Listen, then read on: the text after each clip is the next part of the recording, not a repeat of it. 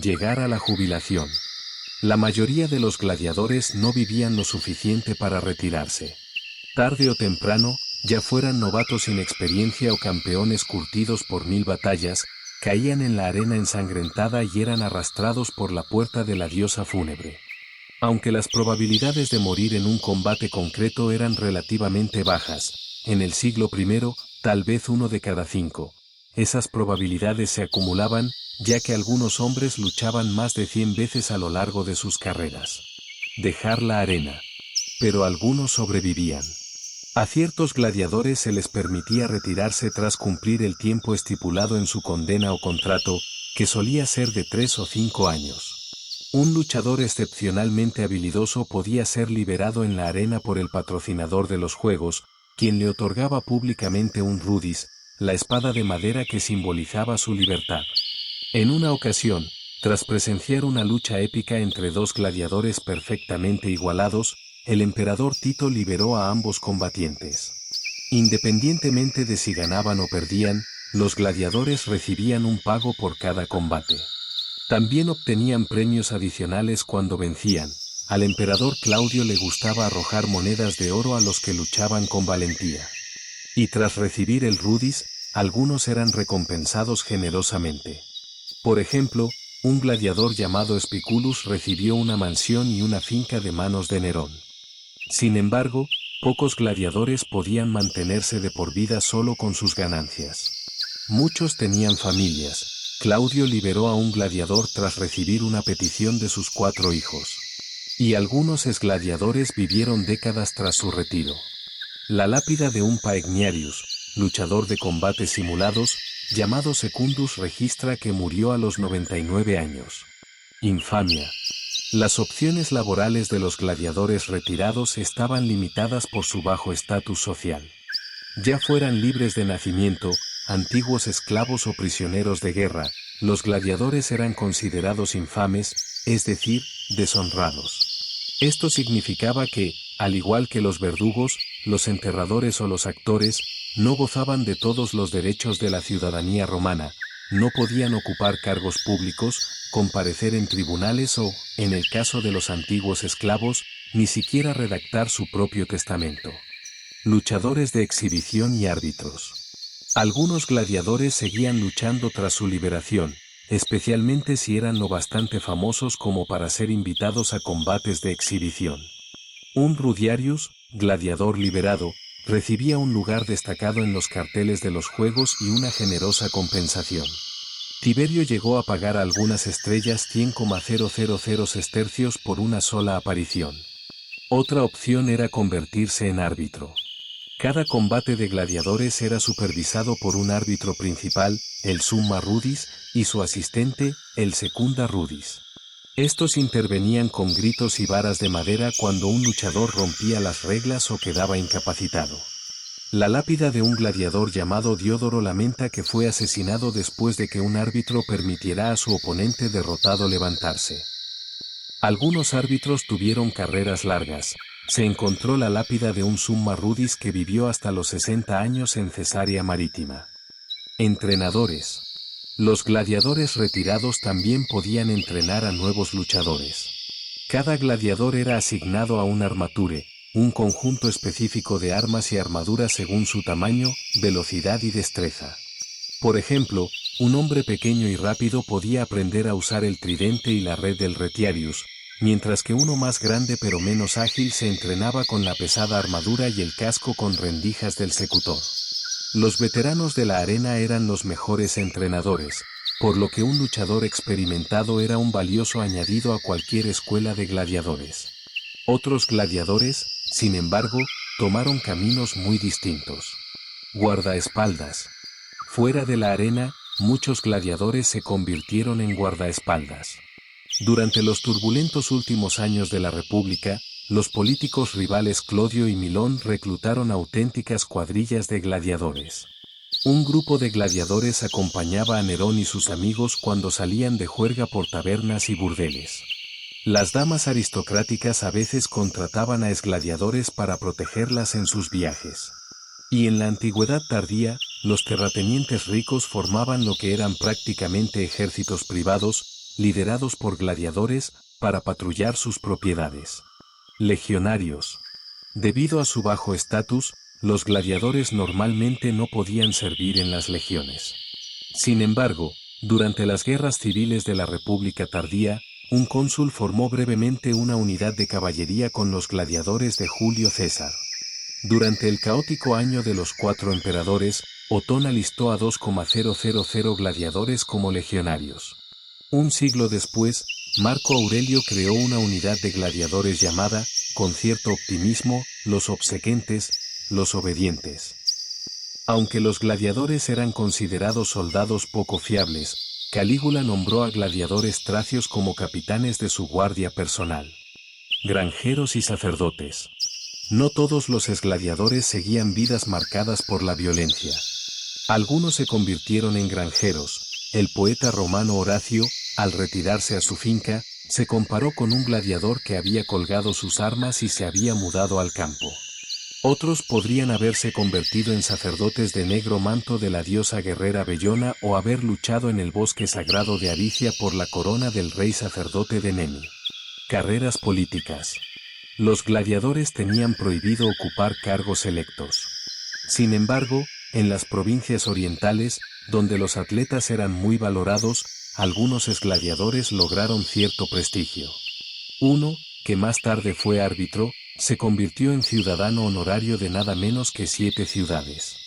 Más sorprendente aún, el emperador Vitelio convirtió a un liberto que había rescatado de una escuela de gladiadores en miembro del orden ecuestre.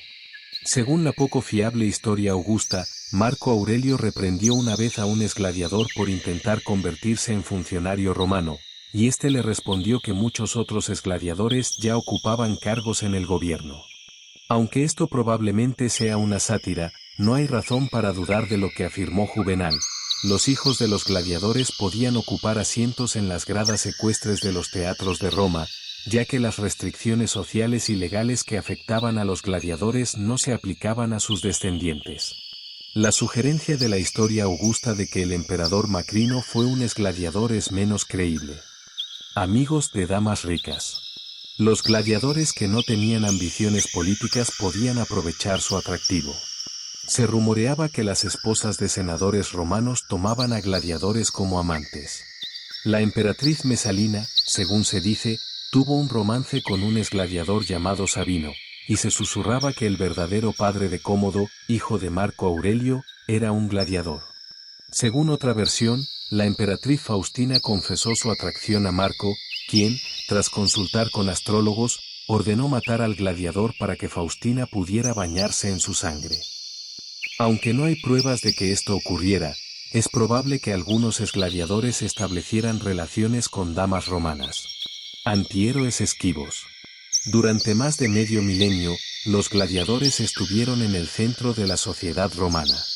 Eran aplaudidos por esclavos y emperadores, representados en mosaicos, modelados en figuritas, estampados en lámparas. Se decía que su sangre curaba la impotencia, y la misma arena donde luchaban se recolectaba para hechizos. Pero los gladiadores en sí mismos siguen siendo esquivos. Tal vez, para quienes los observaban, siempre lo fueron, marionetas que representaban las fantasías de una civilización antes de desvanecerse, ya fuera por la muerte o el retiro, en el anonimato del escenario. Herencia y legado. Aunque muchos gladiadores se desvanecían en la oscuridad tras su retiro, su huella cultural persistió durante siglos. En algunas ciudades, los más famosos eran recordados mediante estatuas, epitafios o relatos populares. En Éfeso, se erigieron monumentos a gladiadores de renombre con inscripciones detalladas sobre sus hazañas. Estos textos, muchas veces encargados por compañeros o por admiradores, eran el equivalente antiguo de un mural urbano o una placa conmemorativa. Era el testimonio de una vida que había capturado la atención pública con sangre, sudor y valor. Algunos gladiadores, en un intento por mantener su estatus social, por mínimo que fuera, ofrecían instrucción privada a jóvenes adinerados. En las provincias, especialmente en Grecia y Asia Menor, donde las luchas de gladiadores eran vistas con una mezcla de fascinación y repulsión, algunos aristócratas enviaban a sus hijos a entrenarse como gladiadores de forma recreativa, algo parecido al boxeo moderno. Aquí, un gladiador retirado podía aprovechar su reputación y obtener ingresos respetables como tutor de combate o de disciplina física. Merchandising y celebridad. Ya en la antigua Roma, el culto a la celebridad existía, y los gladiadores eran íconos.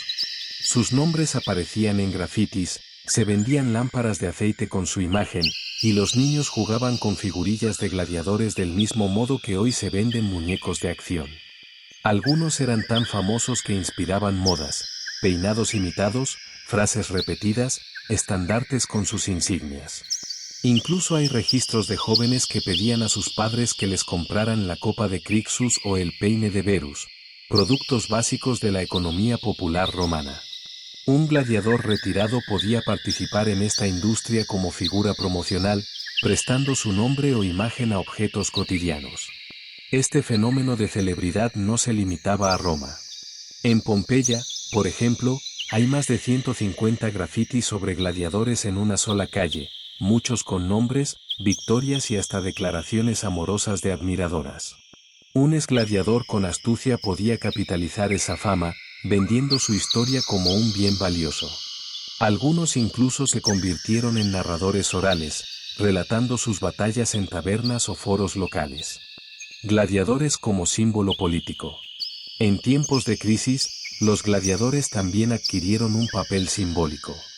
Representaban fuerza, resistencia y disciplina, aunque también brutalidad y caos, y eran frecuentemente utilizados como herramientas de propaganda. Algunos políticos, especialmente en los siglos II y III, empleaban gladiadores no solo como guardaespaldas, sino como un mensaje visual de autoridad y poder masculino. Un exgladiador veterano podía ser colocado como jefe de patrulla, entrenador de milicias locales o incluso como instructor de guardias en villas senatoriales. Este uso no era solamente práctico, sino también psicológico. Un gladiador traía consigo el aura de alguien que había sobrevivido al mayor de los teatros de la muerte. Su sola presencia podía disuadir revueltas, amenazas o actos de traición. Transformación cultural. Con la expansión del cristianismo, la percepción de los gladiadores comenzó a cambiar. Lo que una vez fue símbolo de virilidad y gloria, se convirtió en reflejo de decadencia pagana. Algunos exgladiadores convertidos al cristianismo abjuraron de su pasado violento. La geografía cristiana menciona a más de uno que se retiró a la vida monástica o se ofreció como mártir. Una leyenda del siglo IV cuenta la historia de un gladiador que, al entrar en la arena, se negó a pelear y gritó «Soy siervo de Cristo». Fue ejecutado en el acto, y más tarde venerado como santo. Algunos textos cristianos primitivos incluso reinterpretan las luchas de los gladiadores como parábolas morales, el combate no como espectáculo, sino como símbolo del alma luchando contra el pecado. En esta nueva visión, el gladiador redimido se convirtió en una figura trágica pero rescatable, una metáfora viviente del hombre antiguo que abandona la barbarie en busca de redención. Últimos días del gladiador. Hacia finales del siglo IV, el espectáculo gladiatorio comenzó su ocaso. El emperador Teodosio, cristiano ferviente, ordenó progresivamente su prohibición. Aunque persistieron luchas en rincones del imperio durante décadas, el espíritu del anfiteatro empezó a desaparecer. Los últimos gladiadores retirados se volvieron figuras casi mitológicas, reliquias vivientes de una Roma que ya no existía. En los siglos siguientes, su memoria fue rescatada más por el arte y la literatura que por la historia oficial. Pintores renacentistas, escultores neoclásicos y guionistas modernos han revivido sus leyendas una y otra vez, a menudo idealizando lo que en su tiempo fue una existencia peligrosa, precaria y profundamente ambivalente. Epílogo, silencio en la arena. Hoy, cuando uno recorre los túneles del Coliseo o contempla los restos de una escuela de gladiadores en Capua, es difícil no imaginar el eco de pasos, el choque de espadas y los gritos de una multitud que ya no existe. Pero más difícil aún es imaginar lo que venía después. El gladiador que sobrevivía a todo eso, que salía caminando de la arena, que colgaba su casco y dejaba atrás la sangre. ¿Cómo vivía? ¿En qué pensaba por las noches, cuando la multitud ya no gritaba su nombre? Tal vez ese silencio fue el mayor reto. No el acero del enemigo, ni el rugido del público, sino el silencio posterior. El eco de una vida definida por la lucha, enfrentada ahora al misterio de una existencia común. El hombre que una vez fue Dios por un instante, reducido a sembrar olivos, entrenar novatos o simplemente recordar. Pero incluso en ese olvido, el gladiador no moría, se transformaba. En leyenda, en advertencia, en símbolo eterno de una Roma que, aunque desaparecida, sigue viva en nuestras imaginaciones. Si le ha gustado el vídeo dele like y suscríbase, y déjenos en comentarios la siguiente historia o leyenda que le gustaría que contásemos.